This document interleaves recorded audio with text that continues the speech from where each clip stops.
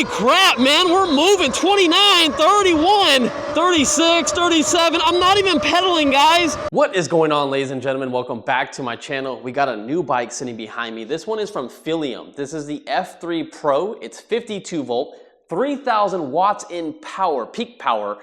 This thing is only coming in at $1,400. I can't stress that enough.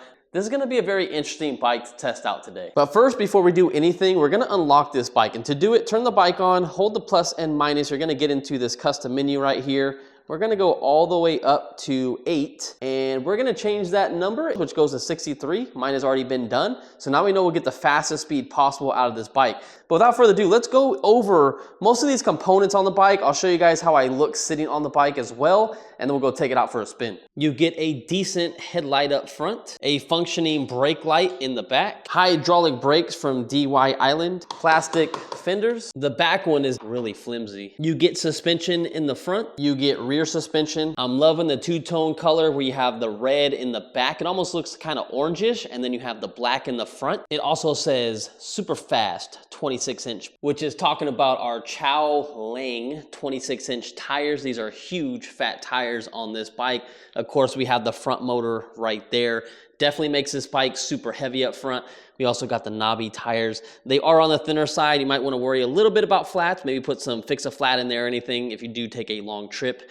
But they are going to be good for off-road and on-road. These tires can be aired up to 20 PSI. I have these aired up to 18 PSI. There is a warning label on the back of the suspension back here that says, do not use for downhill, dirt jumping, or any type of hard riding. Here's a closer look at our brake setup, the DY Island hydraulic brakes with 180 millimeter rotors. It did get a little damaged right around here. This wasn't from me, this was during shipment. On the left side of the suspension, you have your preload adjustment, and on the right side, you do have a lockout. It looks like they could have used a little bit of extra paint right there because it looks like it's not as thick as most parts of the bike. You can see it gets a little darker right here, and it's real thin right here. You can definitely feel it as well too, and then you can also see how it's dark right here, and then it thins out right here. So could have been better on the paint job. Mine did come damaged a little bit. There's some marks right here, and also a lot of heavy damage right there on the bottom. Next to that, we do get 2 keys for our battery. To take the battery out, you just have to turn it to the unlock position. The battery drops down like that. There's a little lever right here. Push the lever in, and your battery comes out. The battery is pretty light after you remove it. It's a lithium battery, 52 volts, 23 amp hours in total, so it should give us some decent range. Our charging voltage should go up to 58.8 volts for a full charge. Charging current is 5 amps, but however, our charger that we got is only 2 amps, so it's gonna take some decent time to charge this battery up. And here is a look at that 2 amp charger. It's decently small. It's actually smaller than my hand, so it's definitely really compact. So if you wanna throw this in your backpack, you're not even gonna feel the weight of this thing. It's probably maybe 1 pound, if that. You get a pretty nice wide seat on this bike. Also, they give you a rear rack. However, I don't know the weight capacity of this thing. Most of them are about 15 kilograms, but there is no information on this whatsoever. Normally it's stamped on here, but I don't see it. You get a Shimano 7-speed in the rear with a Journey TZ derailleur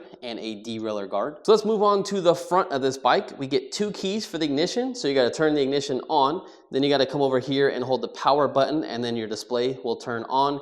You got your shifter right here on the right-hand side. You got a half twist throttle that is actually attached to your key ignition system. And this is also nice. This is a step deterrent, just in case you're worried about it. Someone can still pick up this bike and haul it around, but they can't use the electric power on this bike if you take the keys with you and turn the bike off. You got your plastic hard grips on this side. Not a huge fan. You can always replace these with something from Amazon, super cheap for like 15 bucks. You got a dedicated headlight button. I love that. You also have a horn right there, which is decently loud, I gotta say. That is really, really loud. And then you got your I button right here. You go from trip, odometer, your max speed, your average speed, and then it goes to voltage. So we're at 57.1 volts right now. It's almost fully charged. Then you have a walking mode. So if you hold this button, it should walk. And there we go, it started moving. And then this is a headlight button. So when you hold this, it just changes the screen, but it doesn't matter because it doesn't do anything with the headlight because you have a dedicated button. Now, the coolest thing about this bike is it does have a button for single motor and dual motor. Now, you either run in the rear at all times, or if you do dual, it's gonna turn on that front motor. So you can't just run on the front motor if you want. It's gonna be the rear or both. So just keep that in mind, but it's cool. It just has this button right there. Last but not least, before we take this thing out for a spin, this bike holds up to 330 pounds. I'm 165, so you guys have an idea how fast this bike moves with me on it. And it's made for starting people at about 5'6". You can tell I'm 5'9", and I can't really flat foot it. Like, I'm trying my best to flat foot it, and this is with the seat all the way at the lowest spot. So it's definitely on the taller side of e-bikes. So I would say if you are 5'7" and under, probably forget about this bike unless you want to be like this the whole time. So just keep that in mind. But not too bad of a bike. Definitely easy to move around. However, the front does feel a little tiny bit more heavier than the back due to that front motor, the electronics, all this kind of stuff up here, because the battery is actually more on this side. So it's gonna feel very heavy in the front. So we'll see how it performs when we go out for the trip right now. So let's get on the bike, go have some fun, and see if this thing is worth it by the end of this video. All right, guys, so we are out here behind this huge truck trying not to get ran over. We're gonna do our speed test first off. We got a full battery charge, and I wanna see how fast this bike is if you use one motor, and how fast this bike is if you use dual motors. So I'm really curious to see how much difference it's gonna be. And then again, if it's gonna go over 28 miles an hour and what it says, I really think it will. I think we can get like over 30. All right, so here we go, guys. Busy day, a lot of construction going on, but we're gonna try this in single motor first. I'm in pedal assist 5. Here we go, 1, 2, 3. Definitely has decent pickup. 15 miles an hour, 18, 20, 22, 24, 25, 26, 27, 28, 29. We're passing it on a single motor, 31 miles an hour. I feel it's still going, 32. The display says 35, so it's about 2 to 3 miles an hour off, roughly 2 or 2.5. 33 miles an hour though in a single motor. That's pretty good. Now let's do that same thing. I hit the button for dual motors. It makes it so simple and nice instead of having to go through the menu and change it. With some bikes are like that. Here we go, dual motor, top speed, 1, 2, 3. Woo! Definitely a little bit of a delay on it. Holy crap, man, we're moving. 29, 31. Shit, dude. 36 miles an hour, no way. 37. 36, 37, I'm not even pedaling, guys, and it's super windy. 37 miles an hour, that means at me being 165 pounds, if you're like 100 pounds, like my buddy the other day, he just bought one of my other bikes, he's 90 pounds. He goes 2 more miles per hour faster than any bike I review. So that means he'd be getting like 39 miles an hour on this bike. I just saw 37. That is absolutely crazy. That's a crazy top speed for $1,400. Now, I'm not gonna say this bike has the best components. It really doesn't. It doesn't have the high quality stuff. The brakes are decent.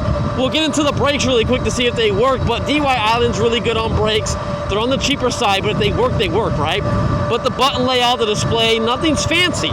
This ain't a fancy bike for $1,400. Or a little bit cheaper with my discount code. But a lot of bikes that go that fast, you're paying $2,000 or more, or you're getting a very small bike. And this is a 26-inch tall bike. I mean, you're getting a lot of your money's worth out of this bike. Let's do that one more time. Dual motor, 1, 2, 3. Look at the pickup speed. Now there's a delay of like 1 second before that front motor kind of gives you all the power. It has a little ramp up curve, but once it does, 30 miles an hour, that was like 3 seconds or something, I don't even know. This bike hauls ass, holy crap. When we're going the other way, there's actually a little tiny bit more wind coming this way, but still, 36 miles an hour. Jeez Louise. Now we gotta go off-road. Let's see how this thing does in the dirt. Let's peel off the road right here. This is where you can go as fast as you want off-road if your legal reasons for 28 mile an hour e-bikes, you know, it's really harsh in your area. But here we go. Dude, this thing is gripping. It's decently bumpy though. I gotta say, I have it on the softest setting possible. There's no adjustment in the rear at all. And all you have is a little bit of adjustment in the front. Oh, here comes a bump. Here comes more bumps. Woo! Oh, here comes the jump. Here comes the jump. Oh, we got some air. Oh yeah, the brakes are working good. We haven't even got to the brake test, but the brakes perform really good. Now I'm curious to see if that front tire slides out when coming around the corner. No, it doesn't. But there's a huge delay, it feels like, especially when you're actually already moving.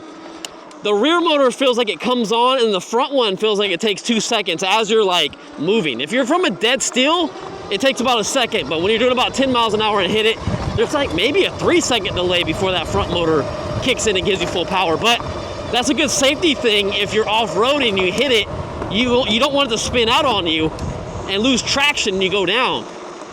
So that's kind of nice. You can also feather the throttle if you want to. So I'm in pedal assist 5, and obviously that's as fast as the bike is gonna go. But look, if I barely pull it like 25% of the way down, we're just coasting. It feels really nice. The only thing is the front does feel really heavy compared to the overall bike. With it only being 80 pounds, I bet you most of the weight is in the front. It really feels front heavy to me. Now here's one thing you don't get on this bike is turn signals, because I could have let this car know that I was turning. So I apologize for that, sir. Yeah, no turn signals on this bike for this price point. But that's okay, I'll be honest. I love turn signals on bikes because a lot of people like to use them. And I love them too, but I just forget to use them all the time. I really do. Like, I keep forgetting my bike has it, and then I just forget it. Normally we do our brake tests up here, but there's a lot of people. Oh, massive bump right there. Definitely not a very smooth bike. It's definitely smooth if the road's smooth, but if you do hit a hole, it definitely is a little jarring. The seat feels great though. I'm not really a big fan of non-moped style e-bikes because these seats are normally like not comfortable, but this one's not that bad. It's just a suspension that's not keeping up with it. So I feel like if you're actually a heavier person, you can weigh this thing down, the suspension, it might be rated a little bit better for you. If you're lighter than me, it actually might feel a little bit less uncomfortable and more jarring. Let's go off-road over here really quick. So let's see how this goes while we got the construction guys over there. We're fast enough to get out of the way before they can just tell us anything. Dude, this thing jams off-road. Holy moly. Holy moly. Dang, this thing is cooking. Well, now we're in some like gravelish sand. Now, it is slipping a little bit, but I am actually really liking the fact that the front does have a slight delay in kicking on because I feel like I'm not going to wreck. So it's kind of nice. But if you really wanted all your power possible, I wish there was a setting to change that, however. Whoa, some sand. Oh yeah, we getting it on this bike. This is something I don't really complain about on a lot of bikes, and it's my thumb. Like all right in here, whoa, gotta get my balance right on this bike. So all right in here, this throttle right here is really hurting. The spring tension in this throttle is really stiff, so when you pull it back, it's really hard. It's not like easy to maneuver. So, I don't know, it's really getting to me right now. I don't think I'd want to take this bike for like 20 minutes at a time, just straightaways with your hand on the throttle at all times. I just feel like it'd be uncomfortable. I mean, to each their own. If you have bigger hands than me and you're a bigger person, then maybe you'll like it, but it's just way too big for my small hands, and it's just, I don't know. A little bit more off-roading right here. This definitely is very loose dirt. Always feel like you're gonna slip out. God, we're going so fast on this bike. It's crazy. Oh, sand, sand. Oh, it's moving a little bit. It's a little twitchy. We were going, what, like 24 around that or something like that. It was definitely very twitchy. Like it was kind of moving side to side a little bit. So it's kind of its limit right there for me. I could probably push it a little harder, but then I'm getting that territory that I might slip out and go down, and I'm not trying to have that happen. But I'm doing 35, 36 in the dirt. I mean, we're moving. That's crazy. All right, so the next thing we got to do is our hill test. Let's do this in a single motor. So I'm going to push this button out. If this button is pushed out, you're in single motor. If it's pushed in, you're in dual motor. So here we go. Single motor, 1, 2, 3. I think it's going to do it. These motors have 1,000 watts with a peak of 1,500 watts each. And it's just powering up this thing. Not a single issue. With one motor, 12 miles an hour is what I saw. Okay, so we're gonna do this test again. We're gonna put it in dual motors. Here we go, 1, 2, 3. Oh, that front tire, it's peeling out. It's 15, it's 18, 19. Whoa. what a huge difference in power coming up that thing. You didn't even need dual motors because it's actually a little bit more dangerous using dual motors. It was pilling out in the dirt, so I had to kind of lean forward a little bit and make sure I didn't fall off the bike or wash out or anything. So as I'm casually riding this bike, I got 7.5 miles on the battery itself, which is pretty good for the range because we got 4 battery bars out of the 5 remaining. That's not bad, right?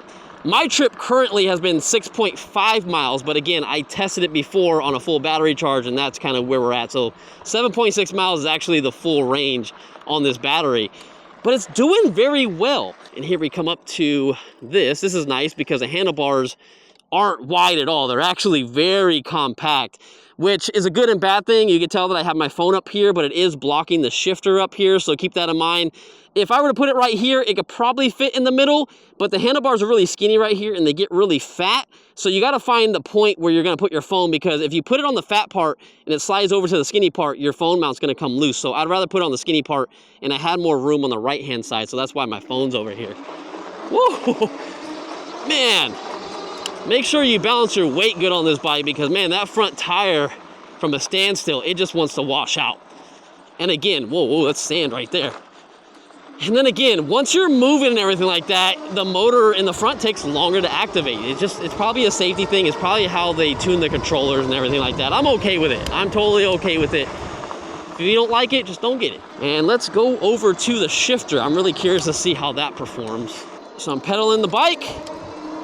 We're in gear number 7. Ooh, man, ghost pedaling starts really low. The shifter felt great though. Let's go back over the shifter again. Let's turn over here.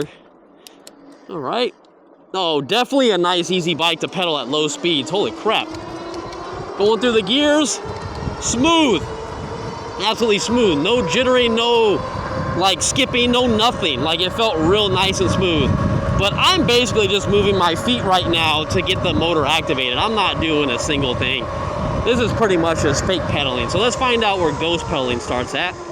I'm pretty sure it's very low. I kind of noticed that when looking at the chainring up front. I was like, it's not that big. So here we go. I'm definitely connected to the bike. Little delay. There we go, connected. Okay, I'm not connected. That was probably about like 20 miles an hour, maybe 21 miles an hour, and you're not connected to the bike. So it is what it is. It's not that bad. Also, on the chainring on this bike, you have a guard on the front, but you don't have a guard on the back. So just keep in mind that the chain could technically pop off. The next thing I want to go over is throttle response and pedal response. We were kind of messing around with the pedals just now, and I could tell the pedals were a little laggy when bringing the power. One thing I wanted to mention though with the brakes, we haven't really tested that out yet. When I do hit the brakes, it does show BR on the display. So BR stands for brakes. And so far we are at 9 miles and we still have 4 battery bars. Even when I get on the power, it's still not even going down to 3. You would think it would go down to 3, but it's not. And the throttle response is crazy. It's pretty instant. So 1, 2, 3. Oh, there we go. We went down to 3 battery bars. And there goes the front motor. This is something I got to explain on this bike. I've been mentioning it, but it's hard to explain. So I'm going to show you this right now. I'm going to tell you when the power comes on the bike, and then I'm going to tell you when the power comes on the front motor. So here we go. 1, 2, 3. Power, the rear motor. Front motor's on now. That took about, what, 2 or 3 seconds for that front motor to come on compared to the rear motor. But it also felt like a delay on power in general. It just felt like it's kind of easing you into the power like a turbocharged car. It's not a nitrous car. It doesn't take off right off the bat. And I think the pedals are going to be worse. So here goes the pedals. 1, 2, 3. A little bit of power. All power. There we go. Yeah, so the pedals have like a 2-second delay. Let's do that one more time. 1, 2, 3.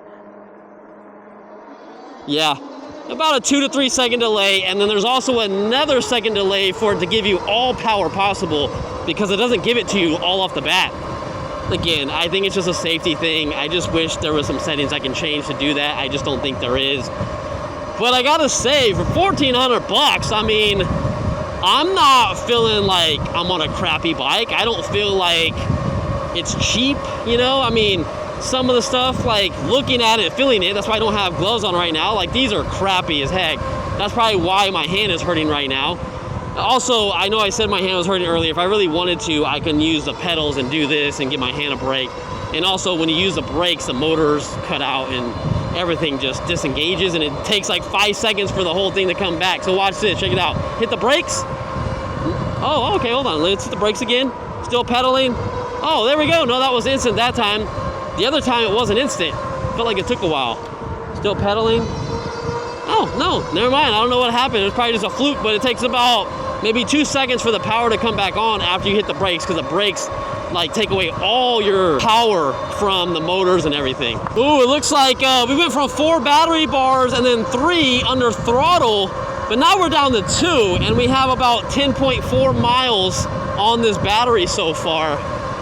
Again, it's 23 amp hours, but we're pushing 3,000 watts of peak power. Do I see any wattage on here? How did I forget this?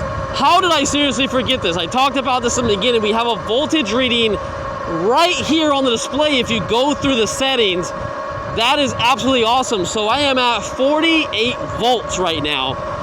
And that means it's not too bad on battery, but I love seeing the voltage reading. So now I know exactly where the battery's at. So now I feel comfortable knowing how much farther I can go. So if you guys buy this bike, voltage reading right there, you just have to hit the I button a few times to get over to it. One thing this bike doesn't have is no wattage reading. I wish it had a wattage. I want to know how much power I'm getting out of the bike in total, or at least, you know, the front and back motor. It'd have been nice if they did the front and back motor power wattage, but at least a general output of power, because it says 3,000 watts. I want to know, am I getting that 3,000 watts? I'm just curious to know. Like, I'm just a curious guy. I want to know what I'm paying for, you know what I'm saying? But I mean, dang, 1,400 bucks, man. That's the biggest pro about this bike, is how fast it is. It almost feels as fast as the eHora Romeo Ultra 2, but then again, that was a 205-pound e-bike. And I'm not making that up. It doesn't feel as high quality as that bike, but I mean, $3,600 versus $1,400. Use my discount code, you get it a lot cheaper. So I don't know, it depends if it's a bike for you guys or not. My seat feels perfectly fine. Suspensions, Let's go over some ratings really quick, because I'm pretty sure you guys want to know this. So we're going to do another video of this. Keep in mind of the headlight and the tail light, and I'll give that a rate in a separate video. But right now, the bike overall, I really feel like 7.5 out of 10 is reasonable for a bike that goes this fast at 1,400 bucks. I would see the seat comfortability is probably like an 8.5 out of 10. It's not as comfortable as a moped style e-bike, but it's definitely more comfortable than your standard saddle seats that you get on bikes like this. So that's not doing too bad. The power, I gotta say, out of this bike for it, I mean, it's like a 9 out of 10, and I'm basing that off the price of the bike. That's really good. If this bike was, say, I'd say $2,500, and I'd probably definitely give it a lower rating, but it still has the power of a $2,500 bike, you know what I'm saying? The range, on the other hand, I'm probably gonna give that a low score. I'm probably gonna go with a 4 out of 10, because I'm already down to 1 battery bar. It's a small battery for the power on this bike. It seems decent, but not when you throw this much power and dual motors on it. So my suggestion, this is your main bike, get a secondary battery, keep it in your backpack, and swap it. I think that's gonna be your best bet to get the most range, or find a way that you can maybe mount it to the top frame, and then you can undo it and, you know, switch it out or something like that if you don't want to put it in your backpack. But yeah, it's a fantastic bike, guys. I mean, it's just really up to you if you guys want to buy a cheaper bike that's affordable, that goes fast, or if you want to save up to get a more quality e-bike that probably goes about the same speed but has way better quality components. I guess one last thing we got to do is a brake test, because we haven't done that yet. I'll do that right now. Let's see how this goes. Let's go off this light post right here. 1, 2, 3. There we go, ladies and gentlemen. Not too bad. You can see the burnout mark all the way over here. I think it stopped really good. We were hovering around 27 miles per hour. I know there's a difference of 1 or 2 miles an hour, but I really feel like the brakes for this bike are really good. DY Island hydraulic brakes have been on probably 9 out of 10 bikes I've reviewed in the last couple months, and they perform really, really well. They're on the cheaper side, but I mean, if it works, right? So anyways, I'll see you guys in the next one. You guys are the true MVPs of this channel, and I'll see you guys in the next one. We do a night riding video of this, and we'll definitely mess around with the headlight, and we'll see how that performs. And I don't know, I'm excited for that one, because I kind of want to ride this bike a little bit more. but I gotta go charge it because the range doesn't seem that great. So I will see you guys. Peace out. And if you guys want to know the range on this bike, I did almost 14 miles, 13.9 to be exact from this. This says 12.5, but I feel like that's super accurate because I was riding it and testing it out before we shot this video.